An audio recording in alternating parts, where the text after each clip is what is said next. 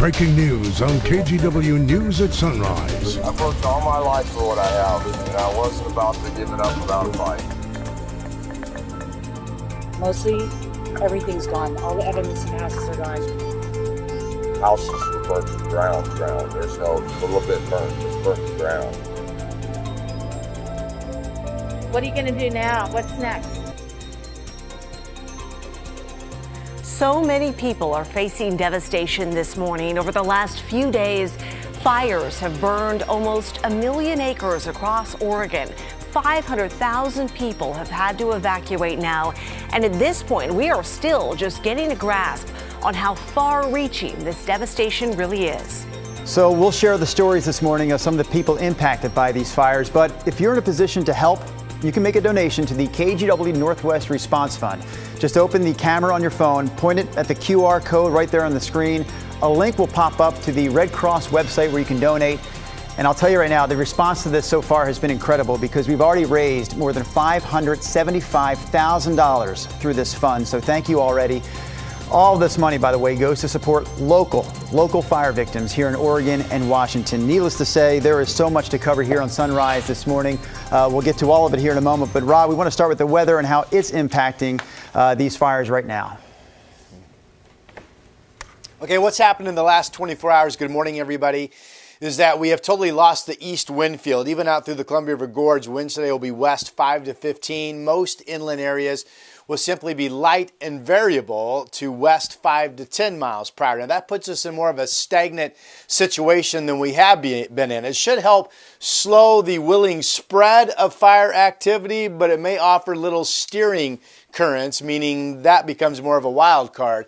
Here's a look at the air quality map. This has now been extended for all of Oregon and all of Washington, and is extended all the way into the day Monday. Remember, a light west wind is going to take smoke that was out in the Pacific and slowly push it back inland across our two states. Air quality this morning is horrendous. Here's a look.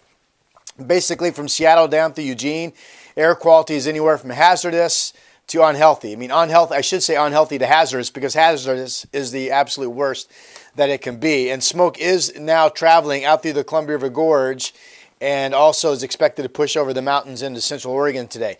So again, that kind of pink magenta color, this shows the smoke at 3:30 this afternoon, moving all the way out into Burns, all the way out into Pendleton. So again, really little of the escape possibilities to get rid of the smoke. 56 out there right now. Temperatures today, a guessing game, but anywhere from about 67 to 76 degrees in the valley. I'll have more on next week's rain chances coming up shortly. All right, Rob, we definitely want to hear about that. But right now, we're going to start our fire coverage this hour in Clackamas County, where 4 major fires are burning this morning, forcing thousands of people to evacuate. So all of Estacada and all of Molalla have been told to evacuate at this point. And people in Canby, Sandy, and Oregon City are also being warned that they may have to leave their homes soon, too. There's now a curfew in place covering all of Clackamas County. So from 10 p.m. until 6 a.m., no one other than people who work night shifts, first responders, or people evacuating their homes should be out on the streets. People in Sandy and the surrounding area have actually been encouraged to evacuate now, if they can, even though Sandy is still at a level 2, because authorities say leaving now would help reduce traffic issues if Sandy does end up moving to a level 3 go now order. The biggest fire burning right now in Clackamas County continues to be the Riverside Fire. The last official word has this fire at around 120,000 acres, and you can see right here on this map where it's burning in the Mount Hood National Forest. Making matters worse, the Riverside Fire is expected to merge with the Beachy Creek Fire. That's one of the large ones burning right now in Marion County. And those evacuations across the state are causing major congestion on roads. Traffic backed up for miles in some places. We just talked about Clackamas County, Nina, right? And the traffic situation there yesterday was really bad. Kyle Aboshi was there, and he talked to some of the people who were solely focused on getting out of town. Evacuees forced to flee their homes because of wildfires found themselves stuck in traffic. Cars and trucks crawled along westbound Highway 213 after residents were told to pack up and go. Just trying to get out. It's scary. It's so scary.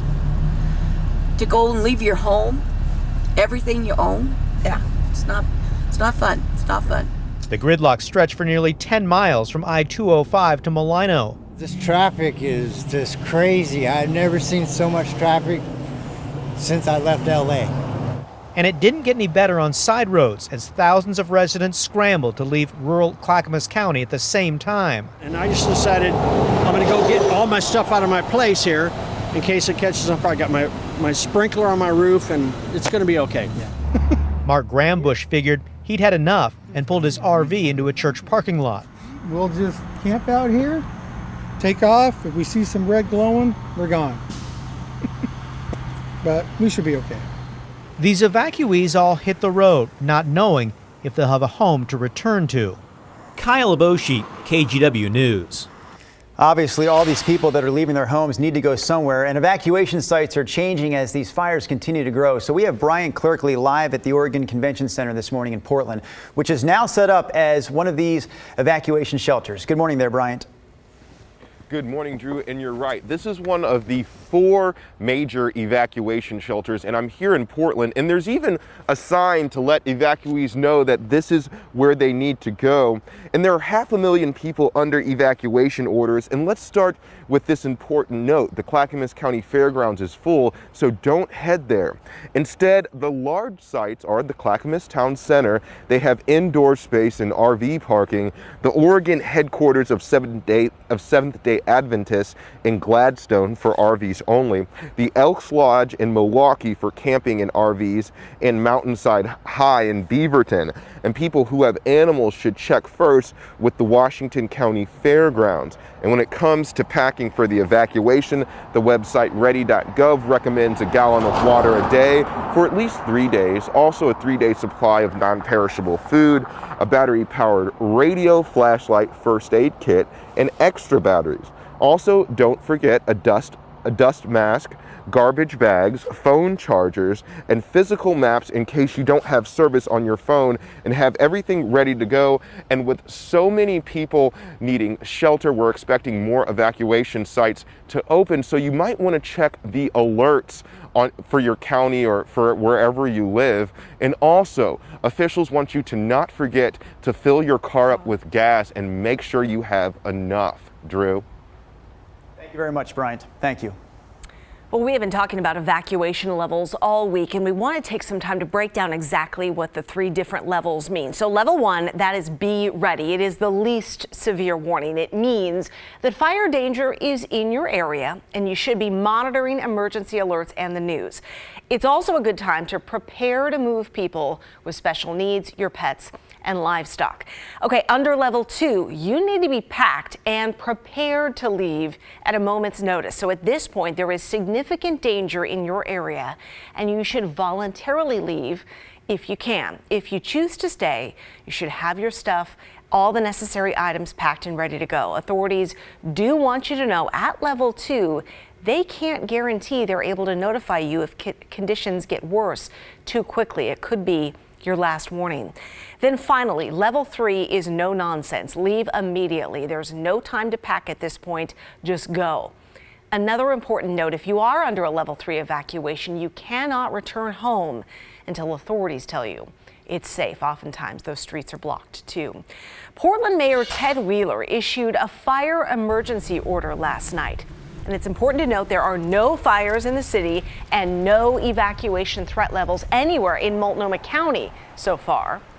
But this move allows the city to activate shelter sites just in case. The order also addresses the smoke and closes down all city-owned outdoor properties, things like city parks and natural areas, even Forest Park. Those will stay closed until further notice. Let's talk about Marion County now, because the massive Beachy Creek and Lyons Head fires east of Salem have now burned more than 300,000 acres combined. We've talked about this the last several mornings. They've caused significant damage, those fires have, to towns like Mill City, Gates, Lyons, Mahama, and Detroit. A 12-year-old boy was killed near Lyons, and his grandmother is also believed to be dead. And now, as if that wasn't bad enough, those people from those communities are worrying about something else. They're worrying about looters. After a chase Thursday morning, deputies arrested 2 men suspected of looting homes and towns up and down Highway 22. Authorities are now increasing security in that area because of this, and they're setting up checkpoints like the one we see here in Mahama. On the coast, the Echo Mountain Fire has burned a dozen homes and 2,400 acres. Most of Lincoln City is now under a level 3 go now evacuation order. The official Red Cross evacuation shelter is at the Newport Recreation Center, and 200 people are staying there right now. The good news is the Forest Service says some may be able to return home soon. The Echo Mountain Fire is listed as human caused, but how it started has not been released yet. All right, let's take a look at some of the fires in other parts of our state right now. In Lane County, we're starting to see the scope and the devastation from the Holiday Farm fire. Homes all along Highway 126 have burned down. Much of the town in Blue River, or the town of Blue River that is completely destroyed. Officials say they don't have any information on deaths at this point, but it's very likely, it's very possible that some people were killed here. They also add that while some people are anxious to see if their homes were damaged, many of the roads in this area are just not safe for travel at this point. The fire has burned more than 100,000 acres so far. And we're also tracking a fast-growing fire in Douglas County, the Archie Creek Fire, which has burned at least 48,000 acres, and it's forced 3,000 people there out of their homes, mostly in small towns east of Roseburg. I'm feeling very grateful over that we did get everybody out. It was all helter-skelter to begin with, but things are starting to settle down a little bit. So the fire crews there in Douglas County are still trying to figure out how many structures and how many homes have been damaged. All right, let's check in with meteorologist Rod Hill on the latest. We can smell the smoke here in the studio. Everyone's smelling it. What are you seeing out there this morning as far as weather conditions? Well, a couple things. Again, we have lost the east wind flow. We're in a stagnant wind pattern now. I mean, overall it's west 5 to 10, but really it's more of a light variable wind pattern. And what's happening is, again, that big smoke plume, that all the smoke that we had blown out to sea earlier in the week is now going to slowly come back inland. I know, go figure. So air quality and the smoke cloud will be a big part of the weather story. Here's a look, once again, if you're just joining us, at the air quality map this morning. And notice we now have in yellow moderate air quality all the way into Idaho. And again, the smoke plume is expected to travel all the way into Idaho eventually in the next 24 hours. And here on the west side, Seattle down to Eugene, it's all hazardous, unhealthy to hazardous air quality. There simply aren't that many reporting sites that DEQ is showing us for the coast. Some of you have been asking me about that. The only spot I can find is an unhealthy reading from a station that is in Lincoln County. But if you have a smoke cloud up top, your air quality is likely unhealthy. I mean, that's just the way it is. And we don't see really any noticeable improvement over the weekend. Certainly no noticeable improvement through the day tomorrow. Let me play this entire smoke cloud movie. Again, we're interested in the big magenta, pink, kind of yellowish area. 3:30 this afternoon, everybody's blanketed. I've had people saying, hey, we're going to go to Sisters. We're going to go to the Gorge. Can we get rid of this? Unfortunately, with this new wind pattern flow, you cannot get rid of it. The smoke will cover just about all areas. Here at 3:30 tomorrow afternoon, dense smoke all the way out into Burns and Baker City. But you see the lighter colors along the coast? So that is the possibility of maybe some thinning smoke as we get into Sunday. Some good news on this map. Salem at 49 this morning. Again, cool temperatures are good news because it tends to kind of retard the movement of the fire activity, or slow it down, if you will. So that's good news. You folks have a chance to get up to about 70 degrees in Salem today. Some of you were only in the upper 60s yesterday. I'm totally guessing at Southwest Washington. I'm going mid-70s for most of us, but Portland could easily get stuck at 69 degrees. We still have the rain chances developing Monday into Tuesday and Wednesday. That's it for now.